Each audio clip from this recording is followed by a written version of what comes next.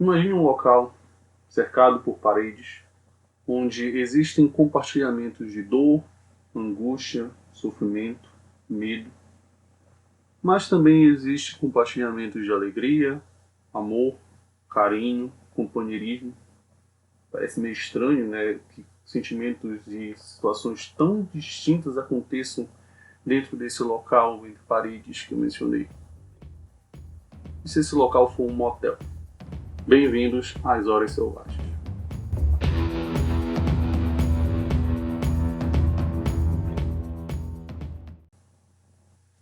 Olá, minha gente, boas-vindas ao Toró Aleatório. No comentário de hoje nós vamos falar sobre As Horas Selvagens do Breno Machado. Esse livro aqui é de 2019, então nessa época o Breno ele utilizava o sobrenome Torres, mas após uma ressignificação que ele mesmo propôs ao sobrenome dele, ele trocou para Machado. Então por isso estou colocando como Breno Machado a favor e a pedido dele. O Breno ele é formado em letras pela Universidade Federal do Pará. Ele foi o primeiro autor LGBTQI+, a publicar um livro de terror aqui na cidade. Então, as obras dele possuem um peso muito forte no que se diz respeito à representatividade. Este é o segundo livro dele. O primeiro se chama Pesadelos Infausto, com vários contos que permeiam por um universo de terror bem alimentado por uma bela época belenense. E neste livro aqui, ele parte para uma premissa muito mais conceitual, uma premissa muito mais evocativa e simbólica para o estilo de escrita do Breno. As Horas Selvagens se passa em um motel. São 13 contos, 13 partes. Cada parte se passa dentro de um quarto ou no corredor, em determinado local do motel, contando várias histórias, criando um pequeno microcosmos, um local suspenso em um universo para fazer com que a gente interaja com ele e assim tente imaginar as coisas que acontecem ali, tente se aproximar, tente ter empatia pelas coisas que acontecem ali dentro daquelas paredes. O Breno, ele é um autor que utiliza de um caráter representativo muito forte e muito louvável dentro da obra dele. São histórias que atravessam por tramas que trazem a representatividade para a comunidade LGBTQI+. E isso é um traço muito forte da escrita do Breno. Eu já comentei sobre o Breno em um conto dele no review passado sobre Belém das Sombras. Né? O conto Sundara é escrito pelo Breno. E se vocês viram meu vídeo anterior, lembro dos comentários que eu fiz, vocês vão conseguir encaixar essas coisas que eu estou falando agora sobre essa questão da representatividade na obra dele. E aqui a gente vai encontrar um mergulho muito maior nesses sentimentos que o autor coloca nas páginas. O motel é um local que ele tem um certo tabu em cima dele, né? Uma áurea meio discriminatória sobre esse local. Só que é curioso pensar que esse local que pode ser fútil, uma fuga fútil para muitas pessoas e de desejos e coisas do tipo, ele pode ser o único local onde algumas pessoas conseguem ser quem elas são, conseguem compartilhar o seu amor verdadeiro, né? Conseguem compartilhar de fato suas emoções sem os olhares discriminatórios da sociedade. Nesse livro, nós somos levados por um narrador observador que nada mais é do que lentes para nós leitores acompanharmos esse espaço como se fosse uma maquete vista por cima. Nós vemos cada quarto, cada situação, vamos pulando de uma história para outra, vendo elementos que influenciam de uma história em outra, afinal, são histórias que estão sendo compartilhadas e estão sendo divididas só por uma parede. E nós vamos observar histórias de amadurecimento, histórias de revelação e histórias de identidade. Em um quarto, nós vemos dois rapazes finalmente se libertando das amarras de fora da sociedade, se entregando a um amor que eles tanto querem, mas também têm tanto medo. No outro quarto, conhecemos uma travesti que sofre de uma violência forte no seu corpo, sofre de uma violência forte no seu psicológico, acaba rememorando tudo que passou na vida até aquele momento que está ali se humilhando por uns trocados. Em outro quarto, vemos um casal se separando, né, em uma última transa antes de um término que é um término amigável, de certa forma. Mas também vemos uma história de uma senhora que aluga um quarto só para ela ficar sozinha, ficar enamorada do próprio corpo, do seu próprio ser, em sua própria aceitação como pessoa. Ou um quadro onde um grupo de amigas trans se alugam apenas para passar a noite, dormir, depois de horas e horas de trabalho e tendo que ficar em um local para poder descansar os pés, descansar o corpo e conseguirem ter um descanso para prosseguir com o trabalho no próximo dia.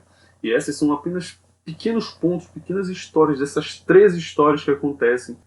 A escrita do Breno é uma mão amiga que te leva por uma viagem para conhecer histórias que talvez não estejam próprias do seu cotidiano, histórias que não sejam vinculadas a você de uma certa forma. A gente pode dizer que nós temos amigos, conhecemos pessoas, no caso que eu estou falando, relacionadas à comunidade LGBTQI+, né? Amigos que são gays, amigas lésbicas, bis, trans, e nós nunca vamos conseguir saber o que eles estão passando. A gente pode entender, mas nunca vamos conseguir saber de fato, né? A gente pode fazer apoiar e ter empatia por eles, ser amigos de verdade e ajudar eles nas suas lutas. E eu gosto muito da escrita do Breno, de como essa obra dele transpassa muito isso. Como eu falei, é um convite para você se sensibilizar, um convite para você abraçar. E nisso eu quero me valer de alguns conceitos que fazem com que essa dinâmica da história, essa dinâmica da empatia pelos personagens que nós criamos, saltem aos olhos na hora da escrita e na hora da leitura.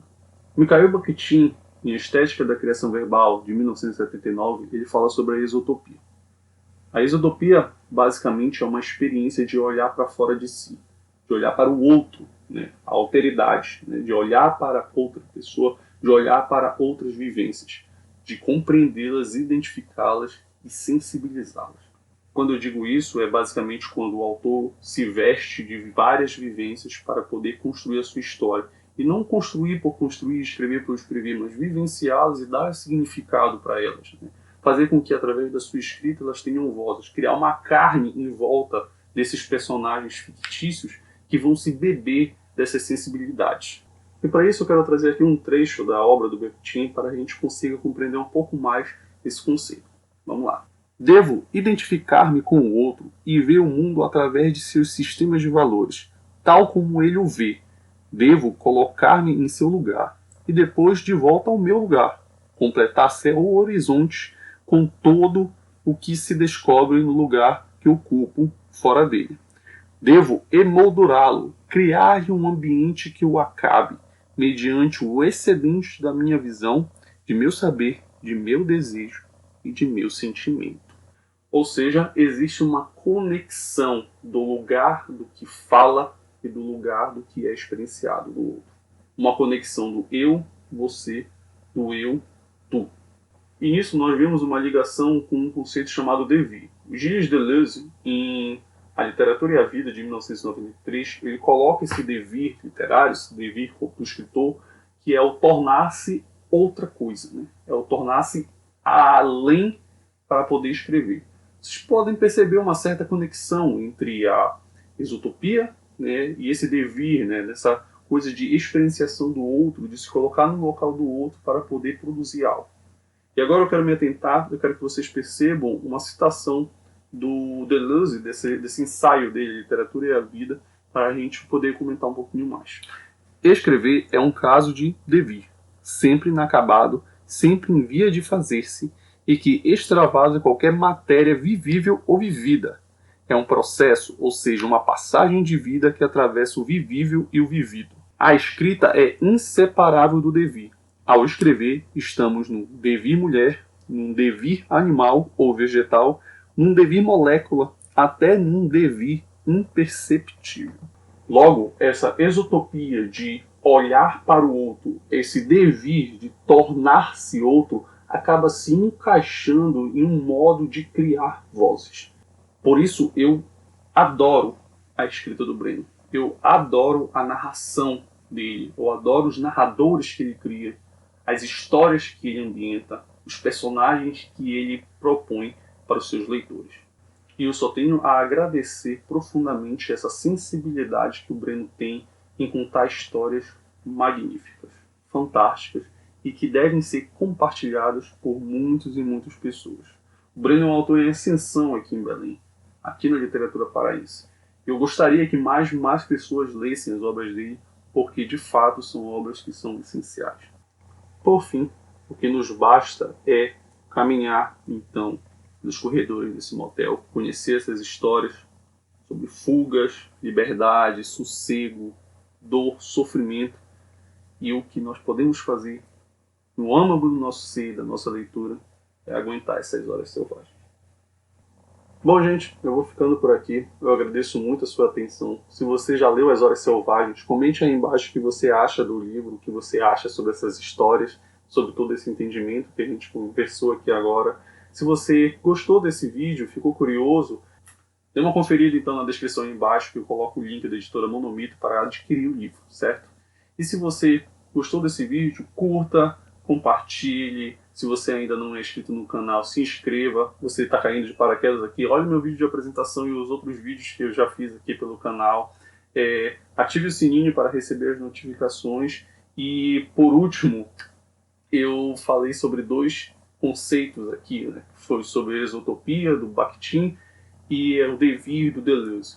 Existem 2 materiais que eu vou deixar também linkados na descrição do vídeo, né? Um sobre um pouco maiorzinho, que é o Bakhtin, falando sobre a estética da criação verbal, e o ensaio chamado A Literatura e a Vida, do Deleuze. Então é isso, gente. Muito obrigado e até a próxima.